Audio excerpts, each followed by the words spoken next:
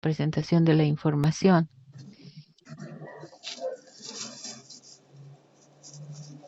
Si se ve, ¿me confirman?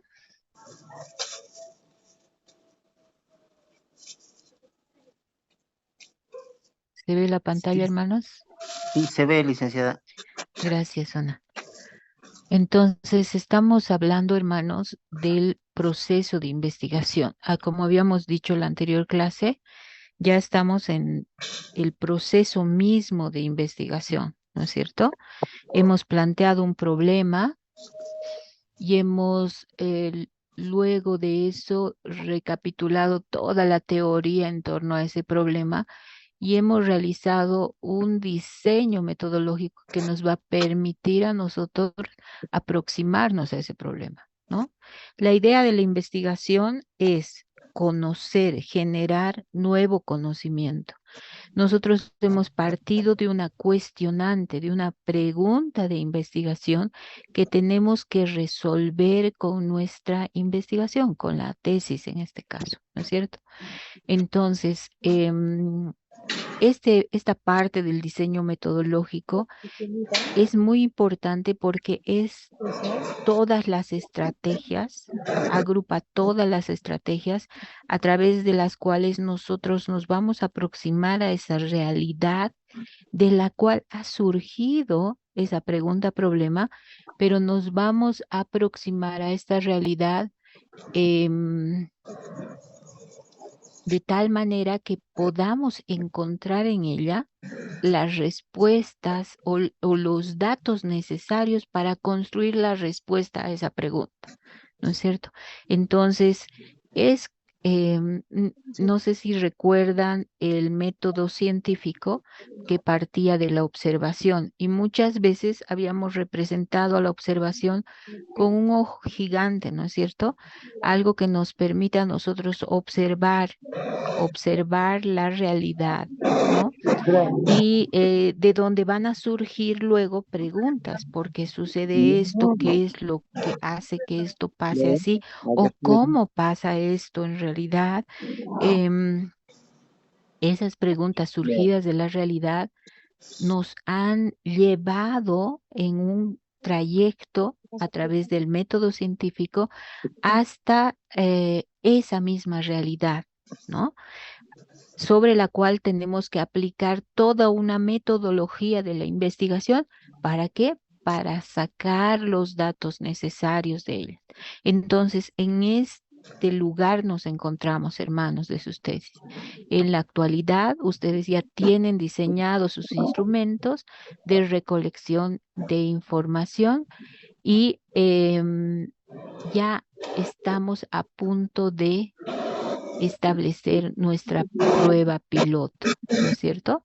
Eso es lo que hemos dicho que ya deberían estar pensando porque la próxima semana deberíamos poner ya en práctica.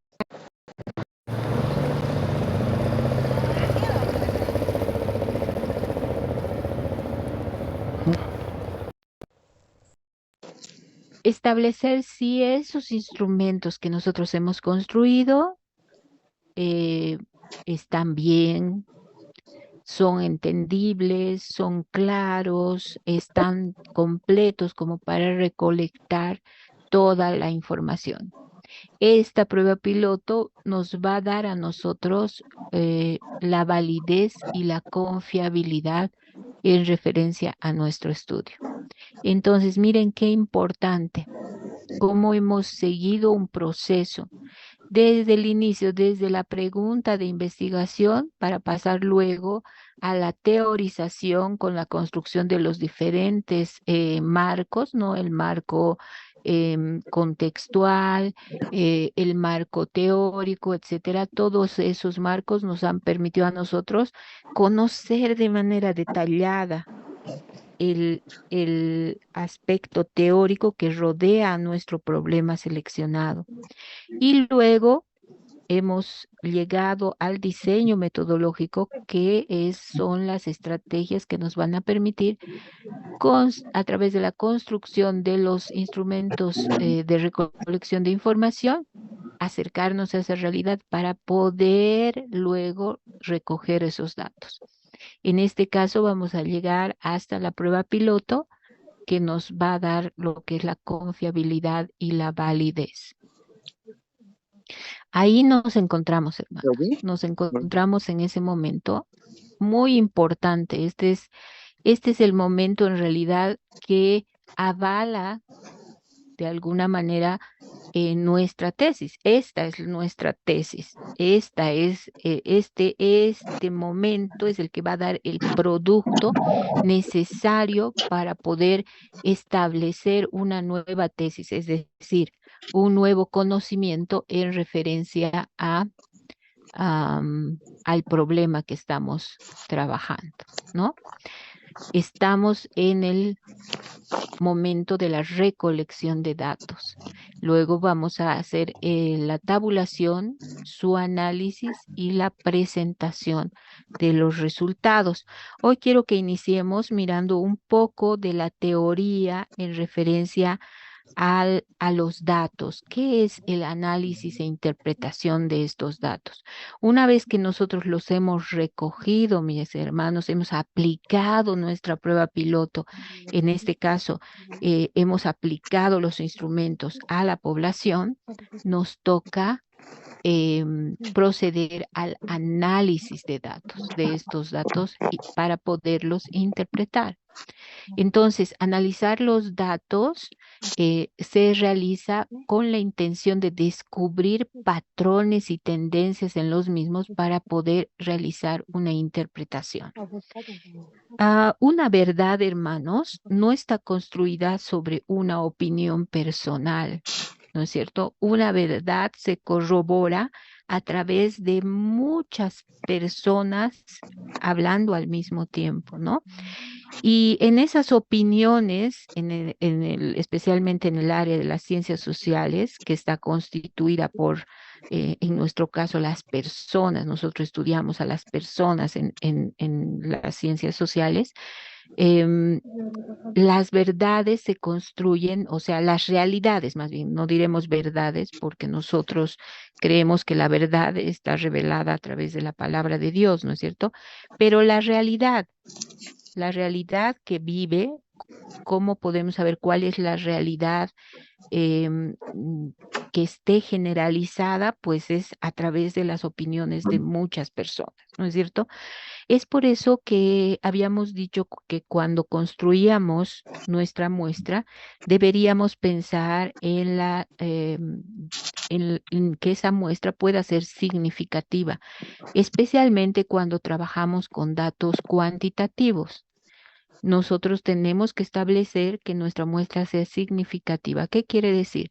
Que tenga la mayor participación posible para que esos datos puedan llevarnos a descubrir patrones y tendencias en los mismos para poder interpretarlos y luego poder realizar algún tipo de generalizaciones, ¿no?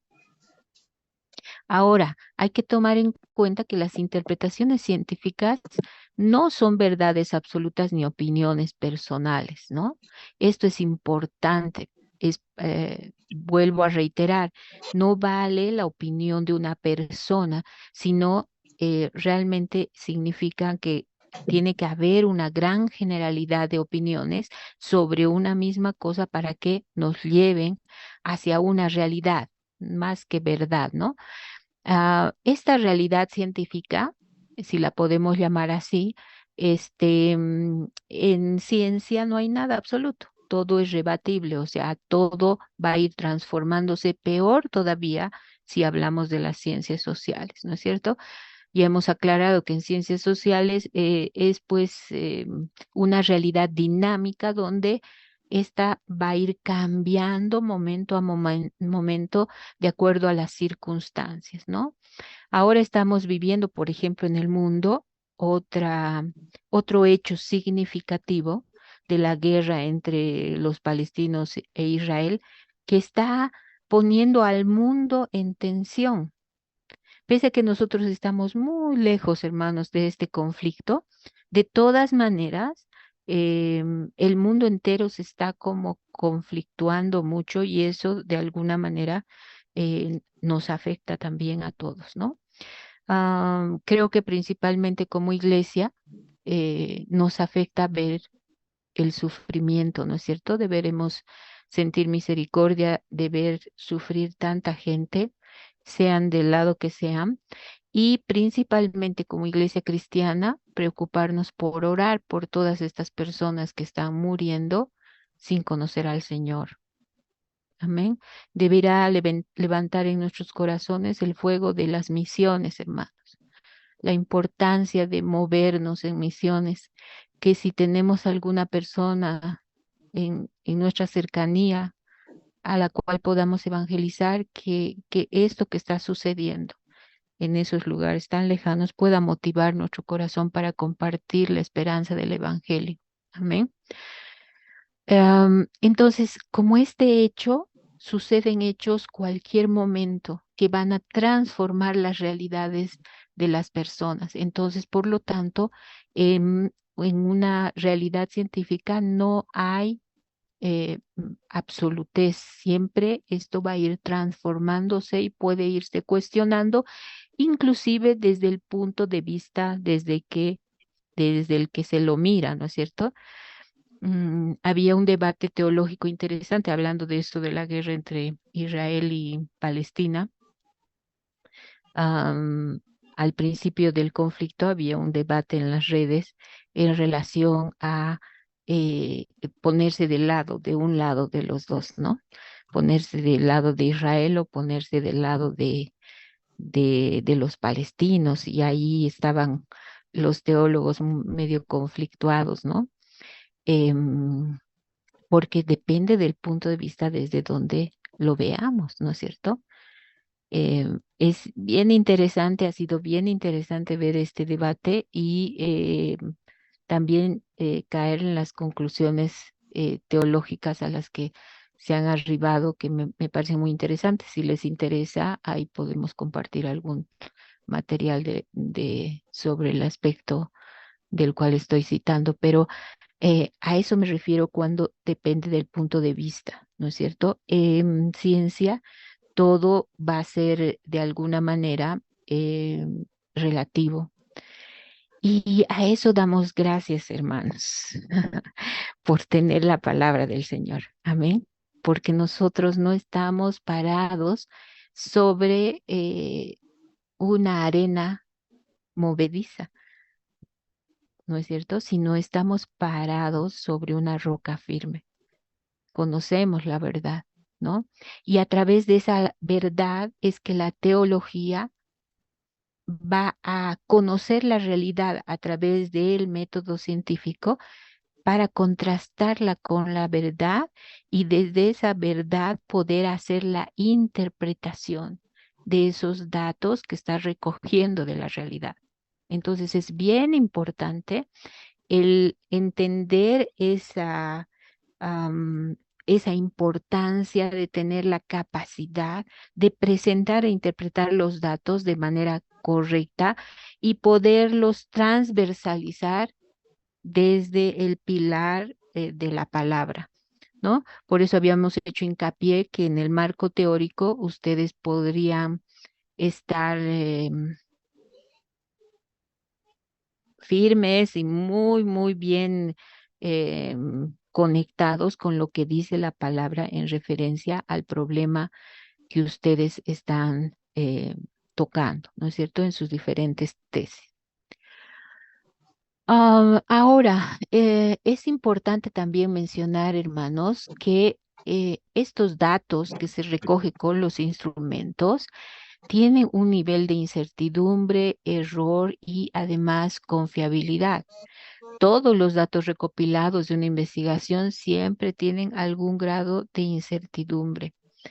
Por ejemplo, hablábamos de la diferencia que existe entre una entrevista y un cuestionario, ¿no es cierto?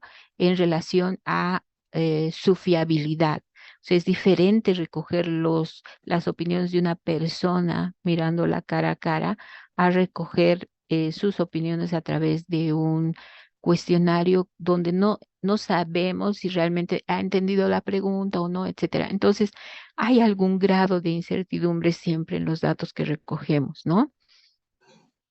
La incertidumbre puede ser llevada desde la estadística como una estimación cuantitativa del error de los datos, ¿no? Los científicos dicen que una investigación puede tener un nivel de error. Generalmente, mientras menor, mejor, pero siempre va a haber un porcentaje de error. En algunos casos incluso ya llegan a procesarlo numéricamente al 0,5%, ¿no? eh, como un error aceptable, digamos, dentro de lo que son las investigaciones, de la investigación exacta, ¿no? No en las ciencias sociales. En las ciencias sociales ese nivel de error se va a disparar mucho más. Es por eso que las ciencias sociales han tenido un recorrido muy largo para que puedan ser reconocidas como ciencias, ¿no? Porque el margen de error tan alto hacía pues que haya mucha objeción en reconocer a las ciencias sociales como ciencia. Pero lo que ha posicionado a las ciencias sociales es que ella va a mostrar un estadio de la realidad donde indudablemente no niega que esta puede ser que ya haya cambiado después de haberse conocido, hermanos. Cuando ustedes recojan la información, esa información va a estar establecida para ese momento, ¿no es cierto? O sea, las ciencias sociales nos permiten conocer una realidad en un momento determinado y a través de ese conocimiento poder aprender también de esa realidad. Quizás luego va a ser diferente, ¿no? Y ahí hemos hablado del río en el cual no nos podemos bañar en la misma agua dos veces. Entonces, esta incertidumbre se puede reducir, ¿no? Se puede reducir y una manera de reducir esta incertidumbre es pues a través de lo que vamos a hacer, ¿no? Que es la prueba piloto, ¿no?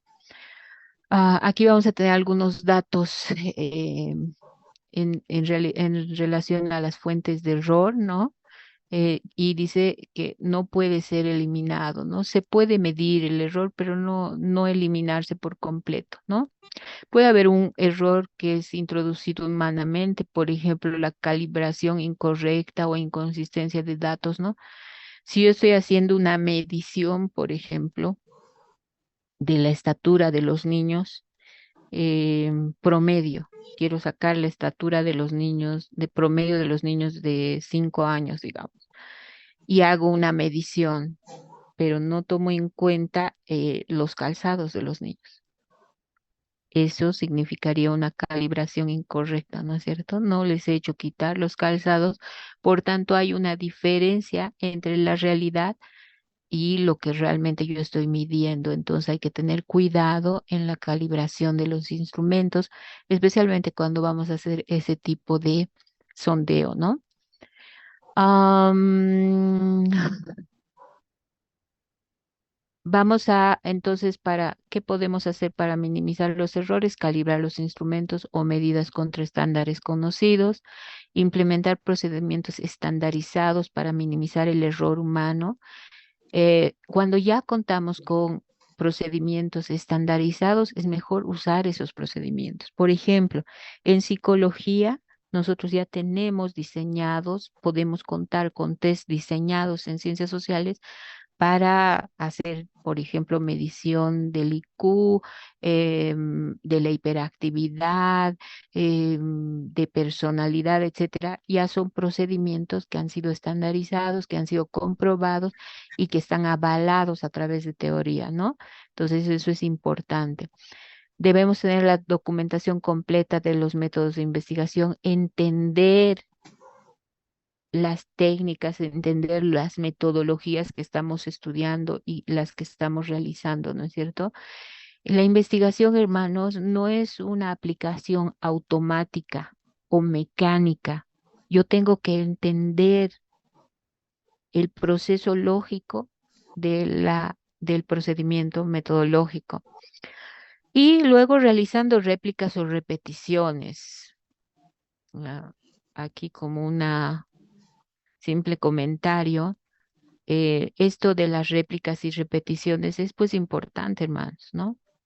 O sea, a mí me va a dar qué es lo que nos convierte expertos en algo, en lo que sea, en lo que sea que hagamos. Como usted que predica, por ejemplo, se ha convertido en lo que actualmente es, cómo ha logrado esa experticia en la predicación, repitiendo, ¿no es cierto? O sea, predicando, en otras palabras.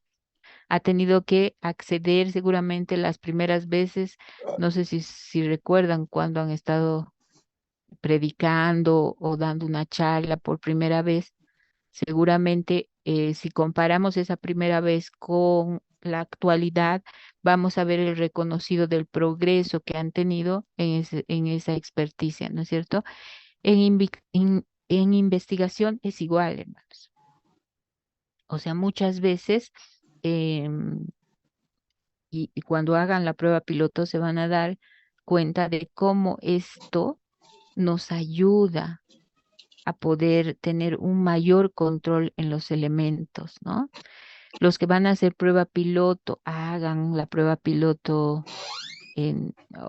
los que van a hacer grupo focal, hagan la prueba piloto del grupo focal y van a ver cómo para la aplicación real ya van a ser expertos, ya van a controlar los tiempos de mejor manera, ya van a anticiparse a los posibles problemas.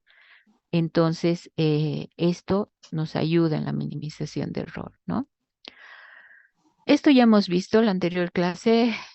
Para la presentación de datos se usan las gráficas, etcétera, ¿no es cierto? Entonces, ahora vamos a continuar con los métodos que estábamos viendo la anterior clase, que eran los métodos de análisis de los datos cualitativos. ¿Cómo organizamos nuestros datos cualitativos? ¿Cómo procesamos las preguntas abiertas, en otras palabras? ¿Cómo procesamos una pregunta abierta? ¿Cómo procesamos los datos obtenidos en las entrevistas, por ejemplo? ¿Cómo logramos sintetizar esas respuestas que hemos obtenido en las diferentes entrevistas a pastores o a la población o a líderes, a la población que hayamos hecho? ¿Cómo logramos sintetizar y luego proceder a una interpretación? Entonces, habíamos dicho que existen dos métodos para poder procesar las preguntas abiertas, ya sea en un cuestionario, hermanos, como en una entrevista. Cualquiera de los dos. En un cuestionario yo puedo introducir una pregunta abierta.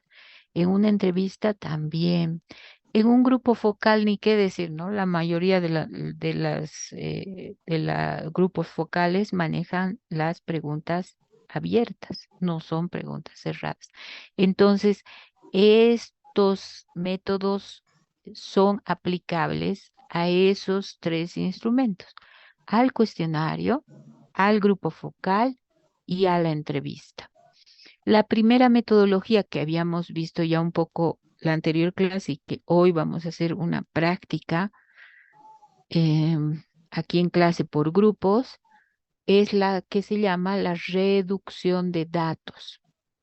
Esta reducción de datos es una metodología de procesamiento de preguntas abiertas que realiza una separación en unidades y va a identificar y clasificar esas unidades para luego realizar una síntesis y un agrupamiento. Esto nos va a permitir, habíamos dicho, obtener y verificar las conclusiones, ¿no? Nos va a permitir realizar una sistematización, un análisis de esas respuestas que nos permita luego jalar conclusiones eh, de esos datos que estamos obteniendo. Las dificultades para este análisis, ya habíamos hablado que el- la cantidad de lenguaje utilizado en las respuestas abiertas, pues genera un problema, ¿no? Va a generar un problema. Es por eso, hermanos, que es importante, y vuelvo a recalcar esto, el hecho de que ustedes puedan transcribir sus respuestas abiertas. Si digamos es en un cuestionario, yo tengo las ya escritas, las respuestas, ahí está fácil. En el grupo focal también traten de recoger en el grupo focal siempre a través de un documento escrito las respuestas, ¿no? Que ya sean papelógrafos, ya sean hojitas de papel, de colores, no sé, pero que sus respuestas estén escritas. Eso les va a ahorrar la transcripción. En cambio, en las entrevistas, hermanos, no podemos nosotros recoger respuestas escritas porque la entrevista tiene como principal característica el diálogo. Entonces, yo a lo máximo que puedo hacer en una entrevista es grabar la entrevista. Es necesario, por tanto, que yo luego de grabar la entrevista pueda proceder a su transcripción. ¿Por qué debo tener una respuesta escrita? Porque tengo que ubicar ciertas características para poder luego agrupar estas características y luego proceder a su interpretación, ¿no? Entonces vamos a ver cómo se hace esto.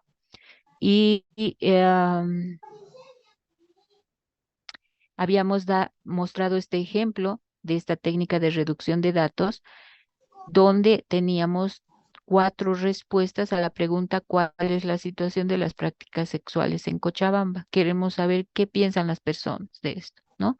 Y ahí nos habían dado esas respuestas, de lo cual habíamos procedido a identificar categorías: prácticas aceptadas y prácticas rechazadas, y habíamos identificado las subcategorías en cada una de ellas para luego hacer el análisis de estas unidades, procediendo luego a la contrastación de ambas para llegar a una síntesis.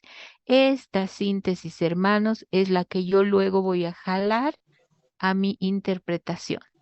Esta es la interpretación de todas las respuestas que estaban arriba. De estas 4 respuestas, mi interpretación, perdón,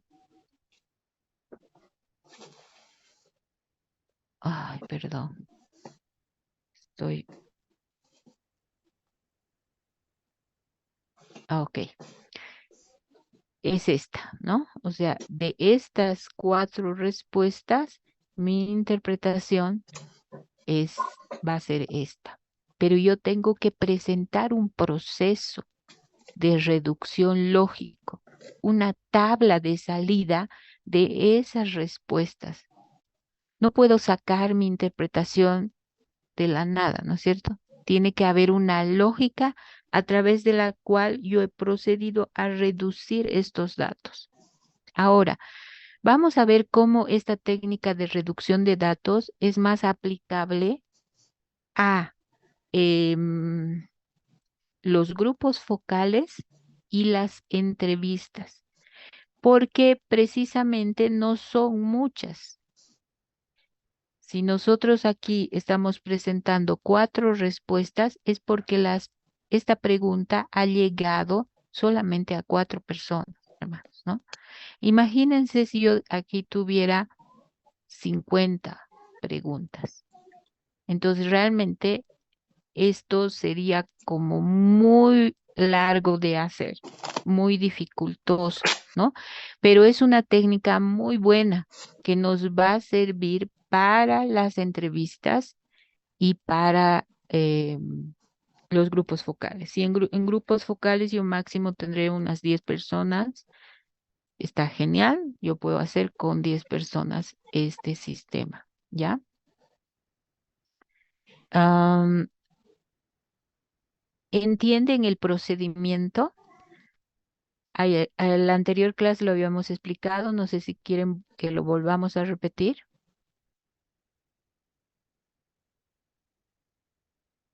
Ujú. ¿Están ahí, hermanos? Sí, hermana, estamos escuchando, hermana. Ok. ¿Entienden el procedimiento para poder hacer el ejercicio?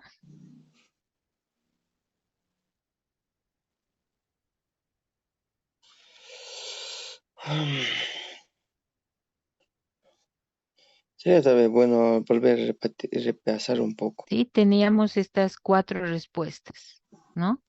Entonces yo voy a ir a las respuestas y voy a identificar 2 categorías en este caso, que son las prácticas sexuales, porque la pregunta es sobre prácticas sexuales, hermanos. ¿Cuál es perdón, cuál es la situación de las prácticas sexuales? Entonces, las categorías tienen que ir en base a las prácticas sexuales, porque esa es la pregunta, ¿ok?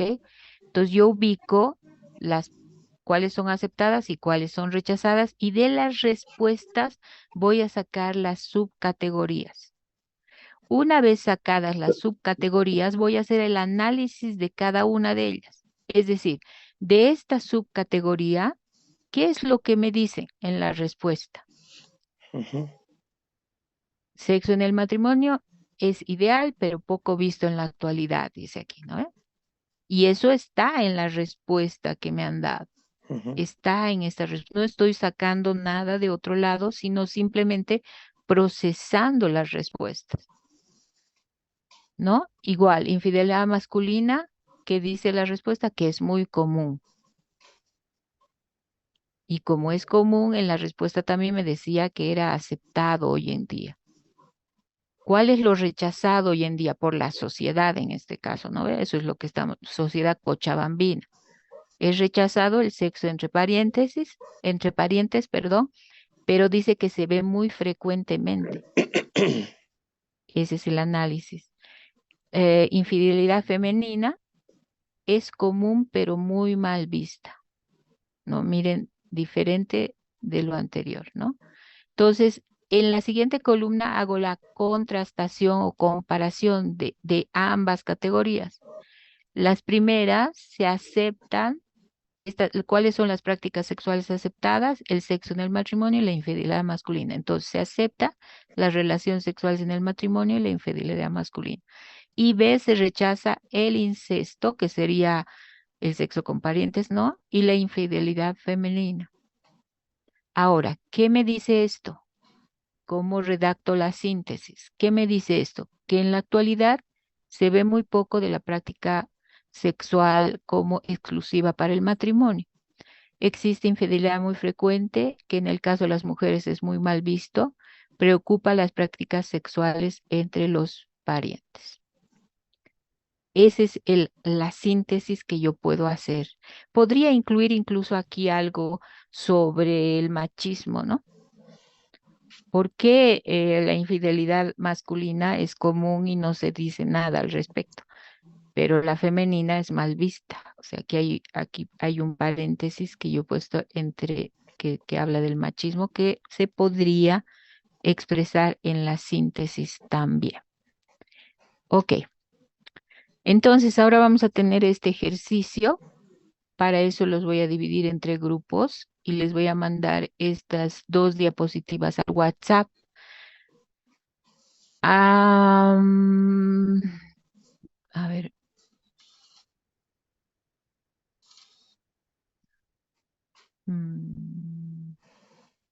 ¿Dónde tengo mis?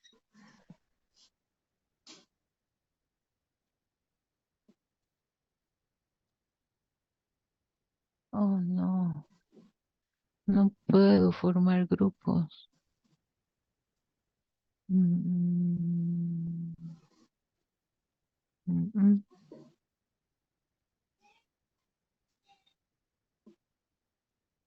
Ok, lo vamos a hacer entonces individualmente, hermanos. Les mando al WhatsApp las 2 diapositivas o sí, las 2 diapositivas para que ustedes se tomen el tiempo y todos, porque es tarea, tienen que mandarme al mismo WhatsApp su resolución, ¿ya? Lo que vayan haciendo. Pueden sacarle una foto a su hojita que vayan a hacer y a ver cuánto. Vamos a tener 20:45.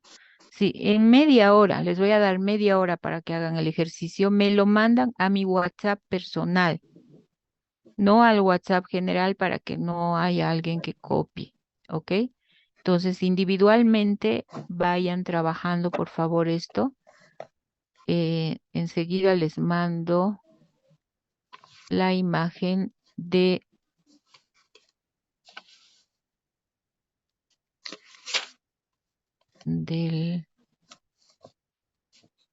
al WhatsApp. A ver, copiar. Hermana, ¿eso hay que hacerlo en cuaderno o se puede hacer en la Sí, en computadora? una hojita. En una hojita, está bien. Pueden hacerlo en la compu también, no tengo problema. Está bien, Pueden hermana. hacerlo en la computadora. Ahí va el ejercicio y ahí va también la tablita para que ustedes puedan guiarse de cuáles son las columnas necesarias, ¿no ve? Am,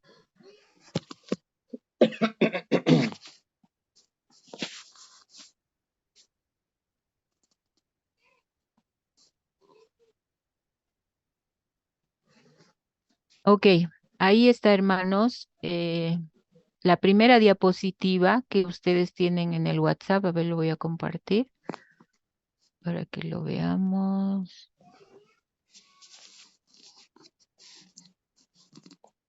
Ahí está el WhatsApp, ¿no ven? Entonces, la primera diapositiva es donde está el ejercicio. Dice, se realiza la siguiente pregunta: ¿cuál es la importancia del discipulado para el fortalecimiento espiritual del creyente? Y se tiene las siguientes respuestas: una, dos, tres, cuatro, cinco respuestas, ¿no? La primera dice: la importancia radica en que el creyente necesita una guía y ejemplo para seguir, y el discipulado es la mejor herramienta. La segunda dice: la vida del creyente es como un camino de progreso donde el discipulado es el que brinda orientación. La tercera dice: el discipulado es muy importante en la vida del creyente, ya que así es enseñado en el camino del Señor. El tercero dice: es importante, en la iglesia se les da discipulados a todos los creyentes, tanto jóvenes, niños y adultos. Y el quinto dice: primero debemos entender qué es discipulado realmente. Hoy en día la iglesia no lo entiende. Debemos seguir el modelo de Jesús. Esa es la segunda. Entonces, la segunda diapositiva es la que tienen la tabla, ¿no? Aquí tienen que identificar las categorías, sus subcategorías y hacer el análisis y la contrastación y la síntesis en cada una de ellas. ¿Ok? Entonces tienen, hermanos, media hora. Estamos hablando que a las 9:20, ¿sí? 9:20, ¿sí? Estaríamos entregando esta tarea. 9:15, ¿ya? Para que 15 minutitos podamos ver 2 o 3 ejemplos, ¿ya? Cualquier pregunta pueden hacer. Profesora, tal vez un favor, ¿nos podría enviar también la foto del anterior ejemplo que está desarrollado ya? Ok, está bien.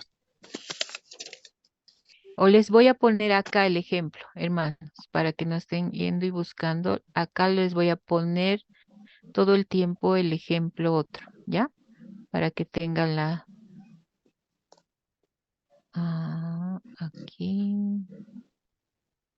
Pero sí que nos mantenemos, ¿no, hermana, en el Zoom, ¿verdad? Sí, Ah, sí. Y ya. ahí les voy a poner por eso el ejemplo en el Zoom. Ahí está, Sí, perfecto. el ejemplo anterior.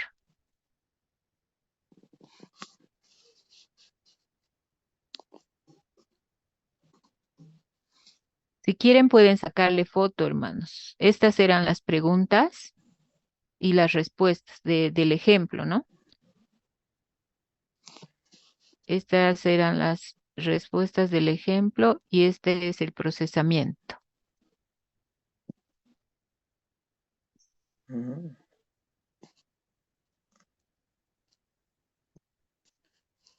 Ok, entonces tienen hasta y cuarto, por favor. Y cuarto me mandan al WhatsApp, 9:15, hermana. 9:15, sí. Al WhatsApp, por favor. 25 minutos tenemos.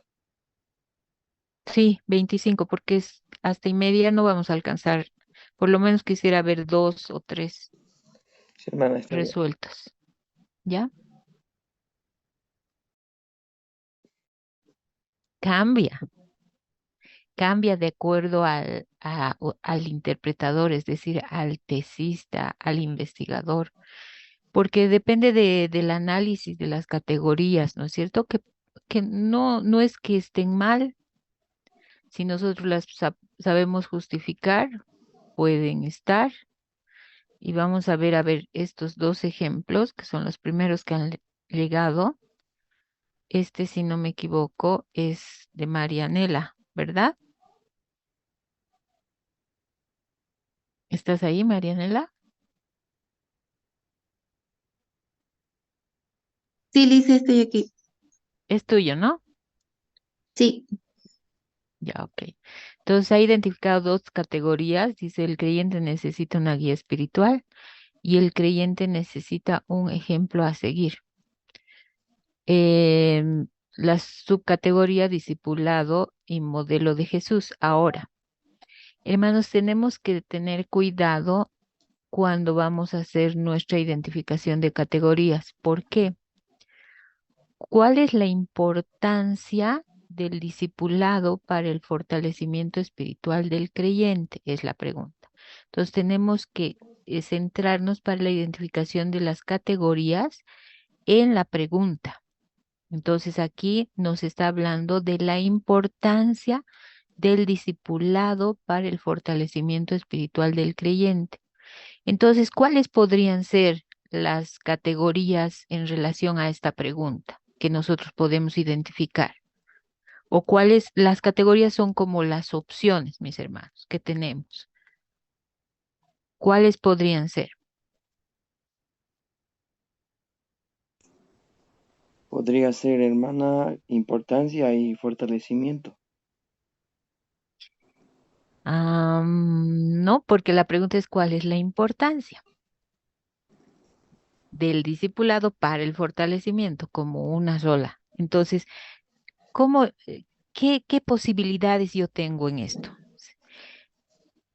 Muy Sí, importante, poco importante, nada sí, importante, digamos, ¿no? O es importante y no es importante. Mm, ¿Se dan cuenta?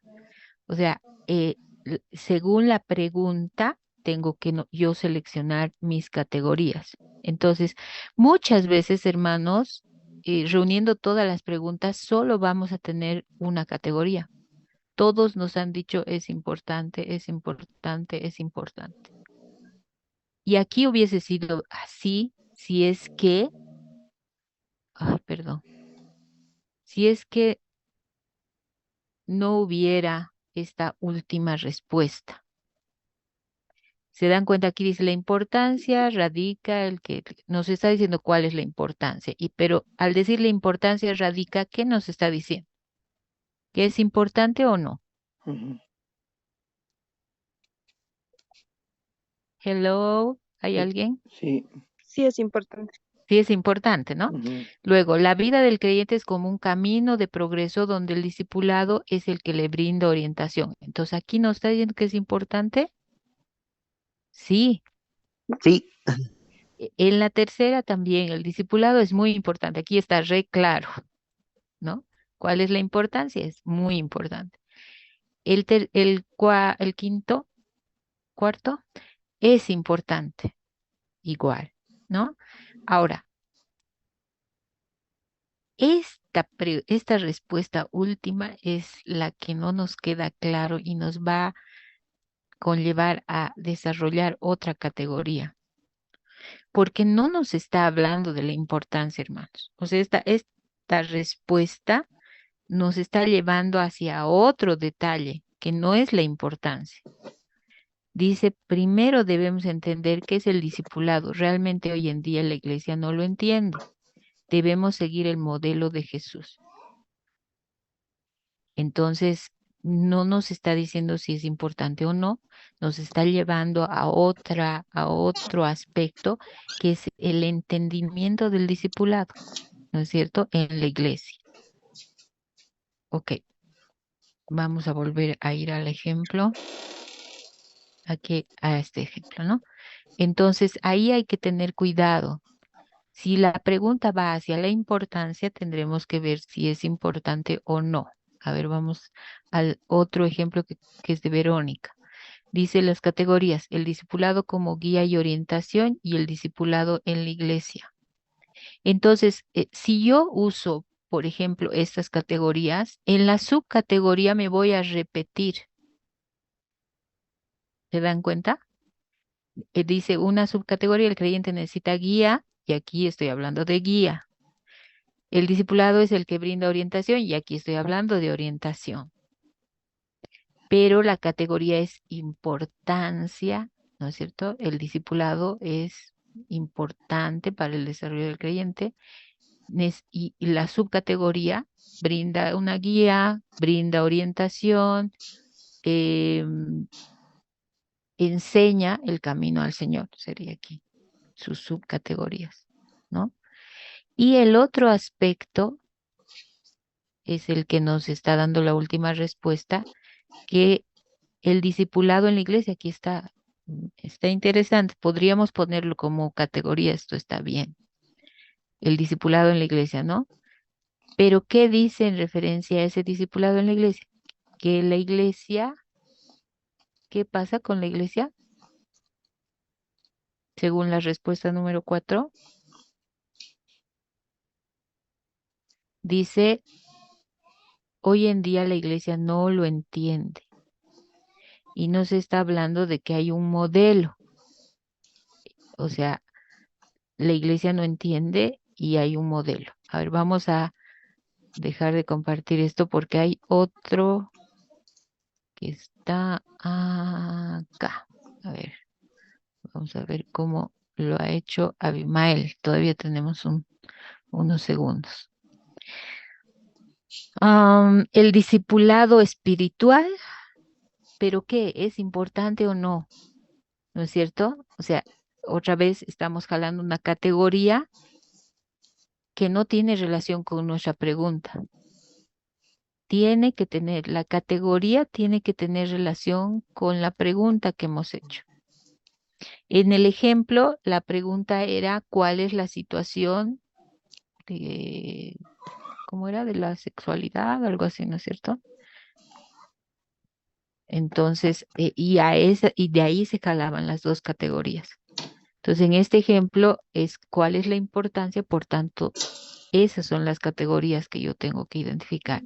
Si han contestado que es muy importante o si han contestado que no es nada importante. Aquí todos me han contestado que es importante, excepto la última persona que no me ha dicho si es importante o no, sino me ha jalado otro aspecto que sería este, que lo identificaba Abimael, que es la iglesia como discipulador, ¿no? Pero esta primera, el discipulado espiritual, es muy importante, se podría poner aquí. Y completamos las dos categorías, ¿no? En esta primera categoría, el discipulado espiritual es una guía. El discipulado espiritual ayuda al proceso del creyente.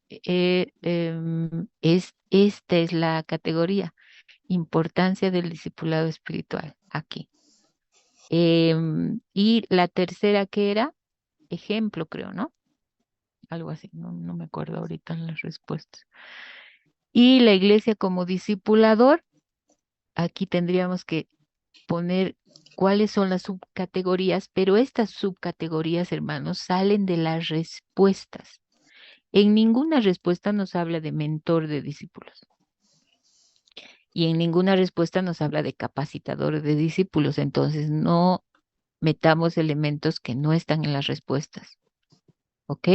Estas subcategorías van a salir, tienen que salir de las respuestas. Y las respuestas nos dicen, a ver, voy a mirar el WhatsApp, que ahí es donde les he puesto. Mm, Aquí está. La respuesta decía, primero debemos entender qué es el discipulado. Realmente hoy en día la iglesia no lo entiende. Debemos seguir el modelo de Jesús. Entonces aquí la iglesia no entiende lo que es realmente el discipulado. Y la segunda subcategoría, hay un modelo. Había habido un modelo. Esta persona nos está diciendo que hay un modelo. O sea, este modelo no lo estoy poniendo yo, lo ha puesto una persona en su respuesta, ¿no? Ahora, vamos a hacer el análisis de cada unidad, ¿no? ¿Qué sobre guía espiritual el creyente necesita? Está bien, está bien, está bien. Ahora, como esto no ha salido de la respuesta, esto tampoco ha salido de la respuesta. ¿Se dan cuenta? Si aquí yo hubiese puesto la iglesia o entendimiento, esa podría ser la subcategoría, entendimiento de lo que es el discipulado. Y aquí en unidad de análisis, las iglesias no entienden hoy en día qué es el discipulado en realidad. Hay un modelo de Jesús, la iglesia debe entender y desarrollar el discipulado a través del modelo de Jesús y hacemos una contrastación, o sea, como un pequeño resumen de todo esto.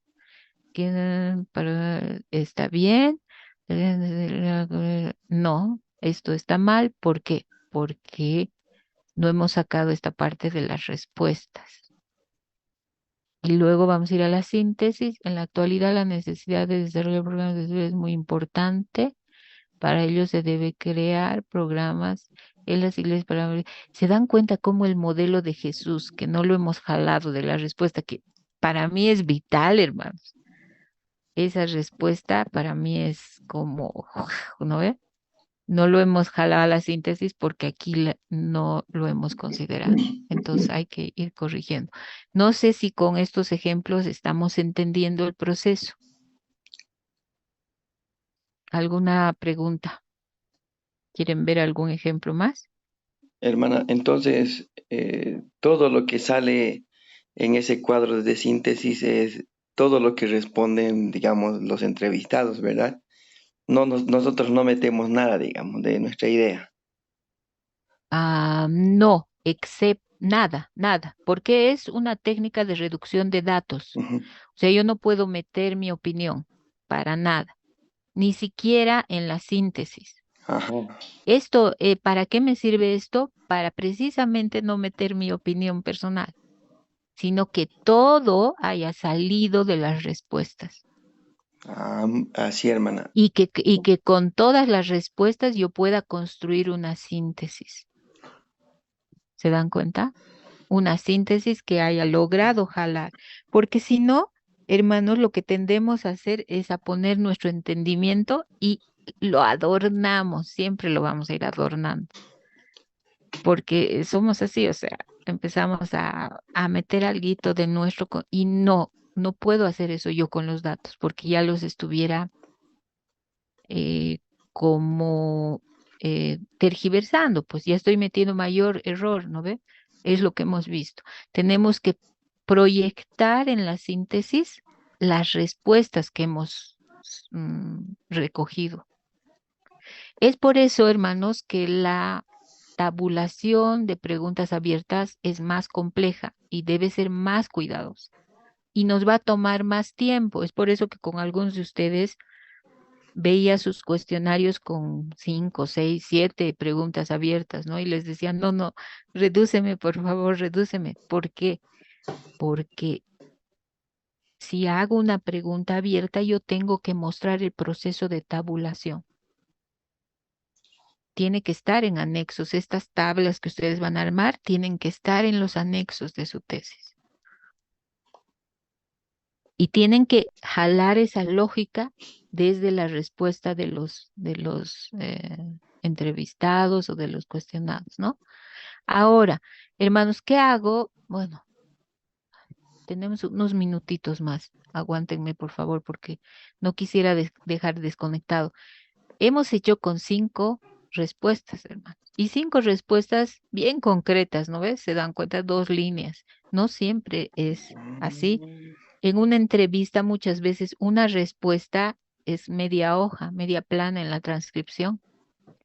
Entonces realmente es más complejo que este ejercicio, ¿no es cierto? Ah, Entonces sería una locura, en mi percepción, meter esto a una pregunta abierta de un cuestionario. Entonces, ¿qué hacemos? ¿Cómo podemos presentar una tabla de salida de una pregunta abierta de un cuestionario que fácilmente puede alcanzar a 50 personas? O sea, 50 preguntas o 80 preguntas o 120 preguntas, no sé, dependiendo de toda la población que yo tenga. Y aquí les voy a presentar un cuadrito. Mm,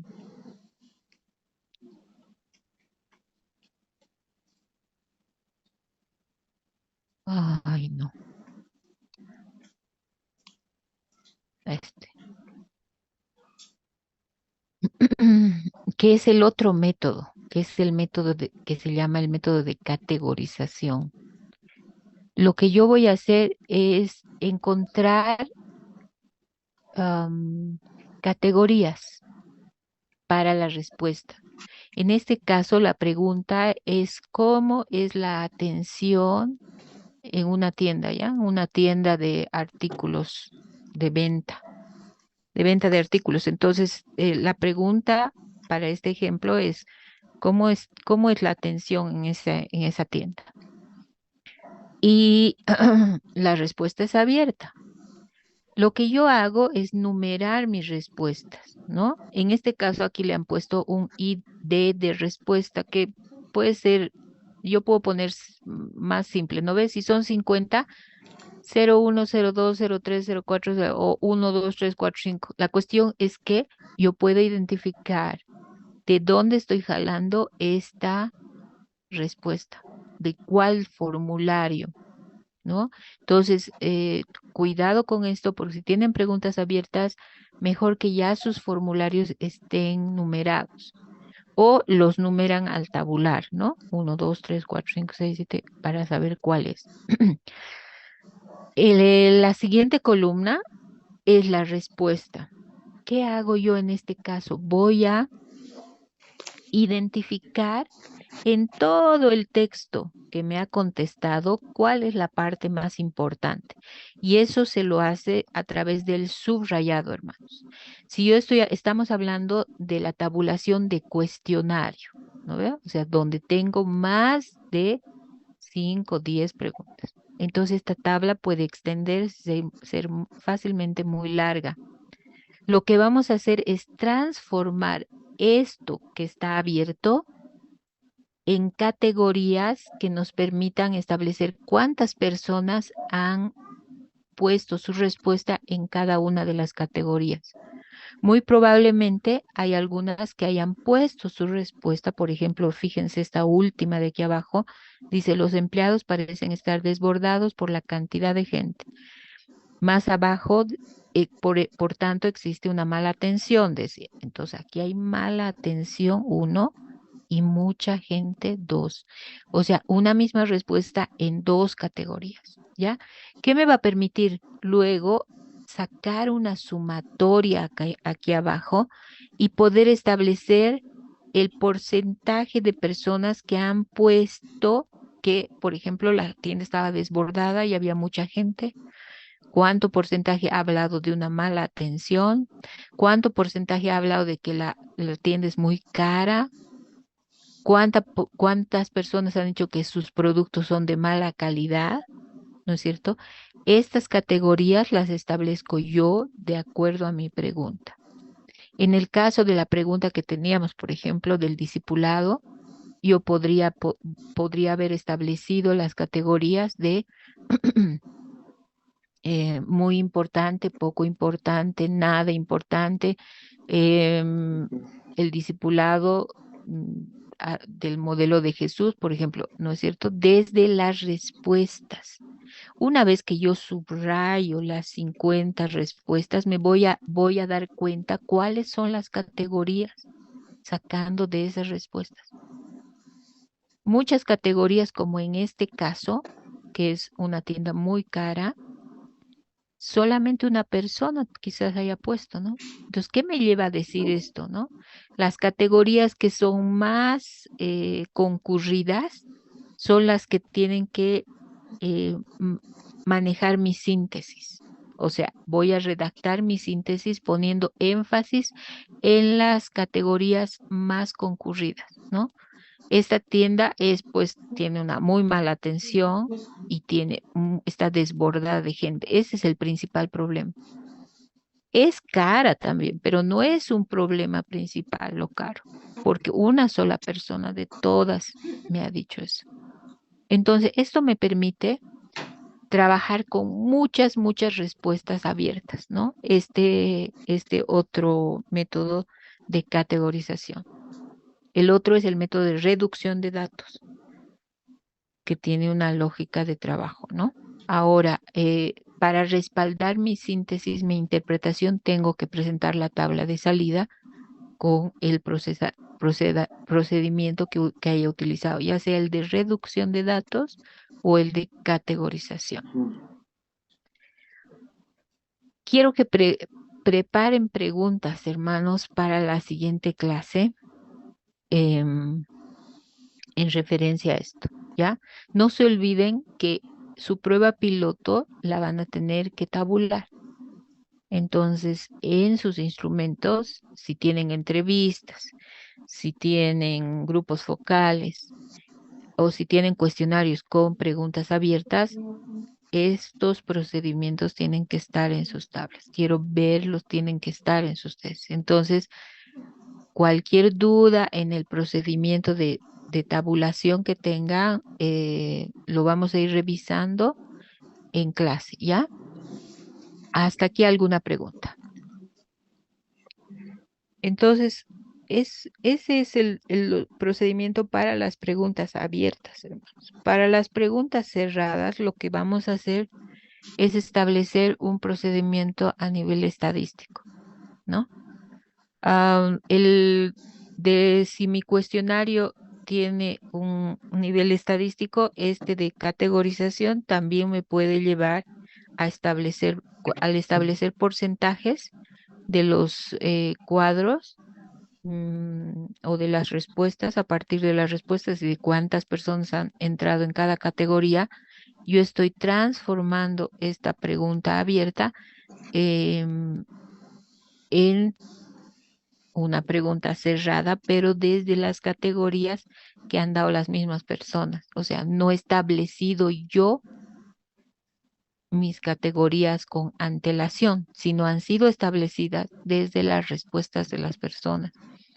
Y he visto cuál es la coincidencia mayor, ¿no es cierto? Entonces, puedo hacer también un análisis a nivel estadístico de esto. ¿Ok? ¿Alguna pregunta, hermanos? Todo tranquilo, hermana. Ok, ¿todo claro? Marianela, ¿has entendido? Verónica, ¿quiénes más recibí? Creo que de todos, pero ahí no hemos podido ver de todos. Elena, ¿cómo estás tú? Más o menos la pregunta era sobre tu trabajo. ¿Dónde está la Elena? Ahí está. Elena.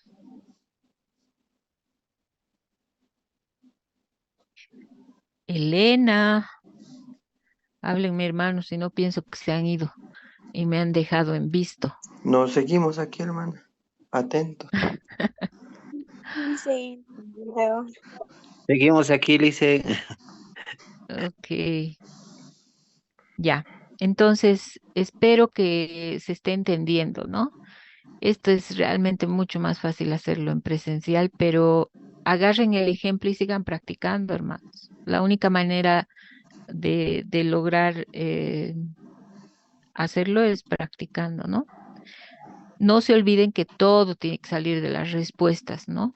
Eso creo que hemos aclarado y que es bien importante. No sacar de otro lado. Incluso las categorías tienen que ir referidas desde la pregunta, ¿no? Si la pregunta se refiere a importancia, pues sobre importancia. Si se refiere a situación, sobre situación. ¿Sobre qué estoy preguntando? ¿Ok? Ok, Brice está sin audio. Listo, mis hermanos. Entonces aquí dejamos la clase y nos estamos viendo el día martes.